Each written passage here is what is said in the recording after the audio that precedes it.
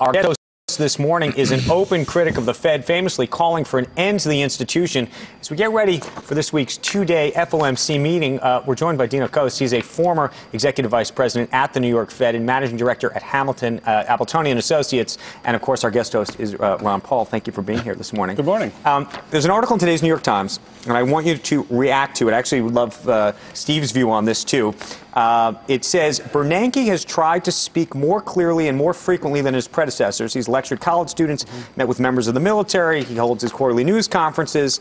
But there are now reasons to doubt that this effort of increasing public understanding is working. And he says that some say, that the article says, some say the increased volume of communication is actually creating a cacophony rather than clarity, and translating the Fed's actions and pronouncements for investors now is turning into a big consulting business for a lot of people. Has this worked? Do you think you have any better understanding of where the Fed is headed than we did before?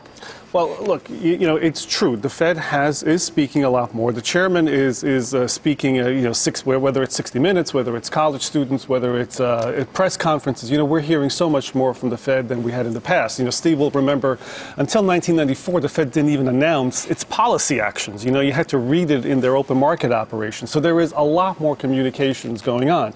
You know, I think what people have to understand is that the Fed doesn't necessarily have, nobody can tell what the future is going to be.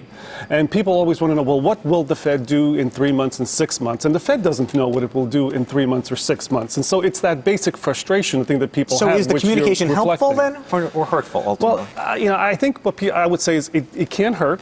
Right? It can hurt, It can. You're saying it cannot. I think it cannot. Okay. Ron Paul may disagree with you, but I don't know. Well, we'll hear that. I'm sure he won't be shy about that. You know, and I think, the thing about Bernanke is that if you go back to his days as a professor at Princeton, he was always very big on clarity, on transparency, on communication. So he's living up to, the tenets that he had espoused before he was at the Fed. You believe there's no transparency to this system?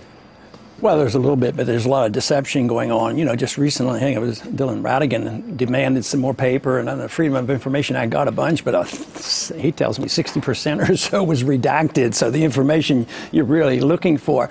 No, I don't really think so. I think where they're the most protective is probably on foreign transactions, and there was a lot of foreign transactions going on in these currency swaps, and there's a lot of benefit, there's a lot of shenanigans going on there, and we did it, 4 or 5 years ago, and we're preparing to do it again. We're very much involved in currency swaps in order to, I see it as punishing the American people at the expense of helping other people, banks that might own the Greek debt and European debt. And when you look at the large people, well, we got to protect the system, but there's always somebody who has to pay. And we see that this is too often, whether the derivatives and the mortgages were bought out for the people who were going bankrupt, the Fed owns them, but indirectly that's the people, because it further undermines the value of the currency, and this hurts people.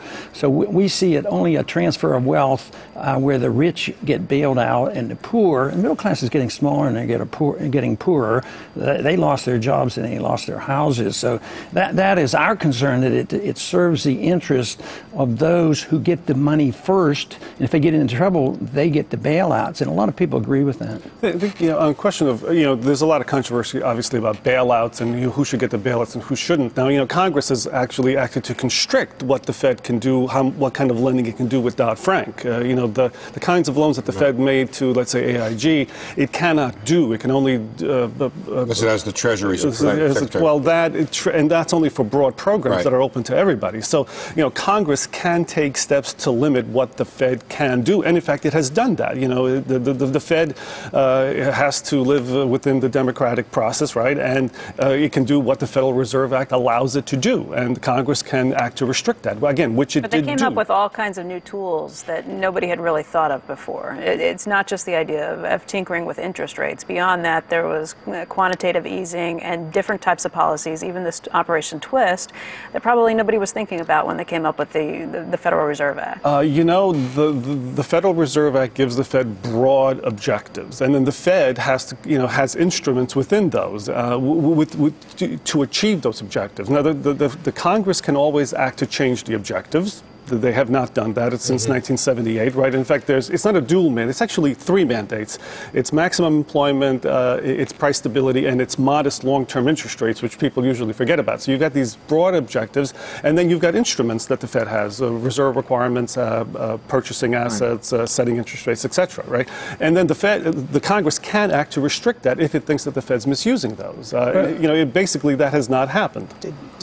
But so often they can get around that. Say they don't want or not allowed to give a direct loan to a bank in Europe, but if they do a currency swap and then the central bank goes and does it, it's indirectly, it gets mixed up. That's why the audit is so important, because they can hide these things. It might not be direct, and technically they may be following the recommendation or the law of the Congress, but believe me, there's plenty of room to get around, or otherwise we would know all these things. Why do you think Ben Bernanke is doing things that benefit banks and hurt the middle class? Does he like banks more than the middle class? I've asked both Greenspan and Bernanke this question, and it wasn't it wasn't a sharp conversation at all. And it has to do with, why do you keep interest rates so low and hurt the people who want to save, the people who are frugal, the people who have a CD? Maybe the interest rates, see, I believe in market interest rates. I don't believe in this managed economy by manipulation of interest rates.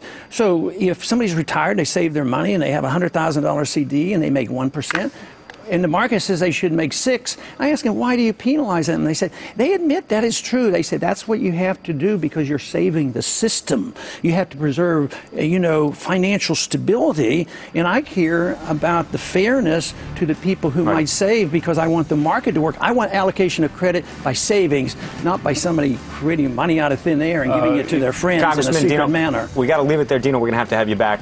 We'll be both back to continue this dialogue. Appreciate you both being here. This is the substance of the debate right there. Right there.